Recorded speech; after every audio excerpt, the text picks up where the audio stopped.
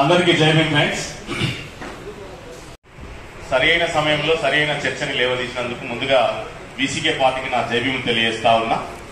వేదిక మీద ఉన్న లెజెండరీ లీడర్స్ బాలసింగం అన్న, అట్లాగే సూర్యప్రకాష్ అన్న మాత్రమే దళితులని విభజిస్తున్నారు. మానవుల బిడ్డని మాదిగోలు చేసుకుంటాలా, మాదిగోళ్ళ బిడ్డని మానవులు చేసుకుంటాలా, కంచం పొత్తుందా మంచం పొత్తుందా? మనకి ఏ పొత్తుంది? ఏ పొత్తు లేదు మనకి. అసలు ఈ రిజర్వేషన్ ని వర్గీకరించడానికి సుప్రీంకోర్టు ఏం పరిగణలోకి తీసుకున్నదో తెలుసా? పంజాబ్ రాష్ట్రంలో 1789 గ్రామాలను అధ్యయనం చేసింది.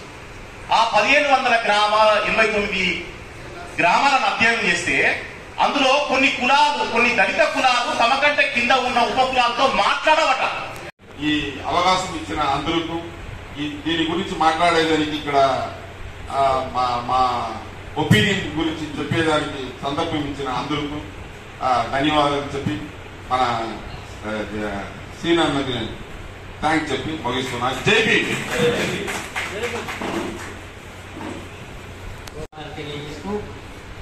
ఇప్పుడున్న 33 జిల్లాల్లో ఈ ఎస్సీ వర్గీకరణ, ఉపకులాల కోటా అనే అంశం మీద ఇలాంటి రౌండ్ టేబుల్ సమావేశాలు, సదస్సులు నిర్వహించడానికి ప్రయత్నం చేస్తాం.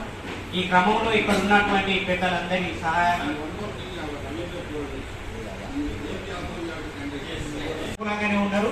ఎవరిది వాళ్ళు పంచుకోవడానికి ఇదొక సందర్భం, సమయం వచ్చిందని భావిస్తా ఉన్నాం.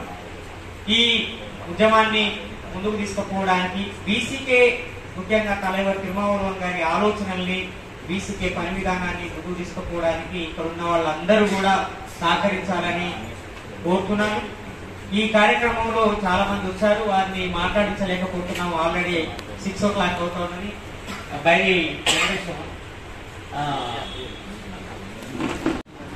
ఈరోజు మీటింగ్ వాస్తవానికి రావాల్సి ఉంటే నిన్ననే చెప్పడం జరిగింది. సో ఎస్సీ వర్గీకరణ, ఉపకులాల కోట అనే అంశం మీద నాకు తీసుకున్నాను. నా పేరు బైరి వెంకటేశ్వర మూర్తి, ఎస్సీ ఉపకులాల హక్కుల పోరాటం జాతీయ అధ్యక్షుడు. అయితే ఇదే అంశం మీద ఈరోజు దామోదర్ రాజనరసింహ గారితో మీటింగ్ పెట్టడం జరిగింది. మధ్యాహ్నం నుంచి ఇప్పటిదాకా జరిగింది తాజా హోటల్లో. దీనికి కారణం ఏంటంటే మొన్న 2 రోజుల క్రితం వారిని కలిసినప్పుడు సాటర్డే రోజు మాదిగలతో అనే మీటింగ్ ఏర్పాటు చేయడం జరిగింది ఈ అంశం మీద. మరి వర్గీకరణ అందరి కోసం కదా, మరి ఒక వర్గంతో మీటింగ్ పెట్టుకుంటే ఎట్లా అని చెప్పేసి మొన్న తెల్లారనే పోయి అడగడం జరిగింది. అడిగినందుకు ఈ రోజు ఏర్పాటు చేసి అన్ని సంఘాలు కూడా పిలిచి ఇక్కడ మనం ఏదైతే అనుకుంటున్నామో అట్టడుగు వర్గాల కోసమే వర్గీకరణ కాబట్టి వాళ్ళని ఏం చేస్తే బాగుంటుంది, ఎట్లా పెట్టాలి, మళ్ళీ ఈ 2 కులాల కింద పెడితే మళ్ళా ఇంకో వర్గీకరణ పోరాటం జరుగుతుంది కాబట్టి అట్లా జరగకుండా చూడండి అని చెప్పేసి అక్కడ మాదిగలు కూడా అందరు ఉన్నారు. వాళ్ళందరూ కూడా చెప్పినాం, ఇది దాచుకుంటే తాగేది కాదు, మళ్ళా ఉద్యమానికి దారి చేయకుండా ఇట్లా చేయడం అని చెప్పినాము. వారు కూడా అదే అన్నారు, కాస్ట్ సెన్సేషన్ అనేటువంటి కంపల్సరీ చేయాలి దళితులలో. అట్లా చేస్తేనే, కాస్ట్ సెన్సేషన్ చేస్తేనే ఏ కులం వేస్తారని తెలుస్తుంది. ఇప్పటి వరకు కుల సర్టిఫికెట్ కూడా వాళ్ళు లేవు వాళ్ళకి అందరికి. ఆ సర్టిఫికెట్ కూడా ఇచ్చే కాడ అందరికి ఆర్డీఓ కొంతమంది తహసీల్దార్ ఇస్తున్నాడు, అట్లా కాక అందరికి తహసీల్దార్ ఇవ్వాలి.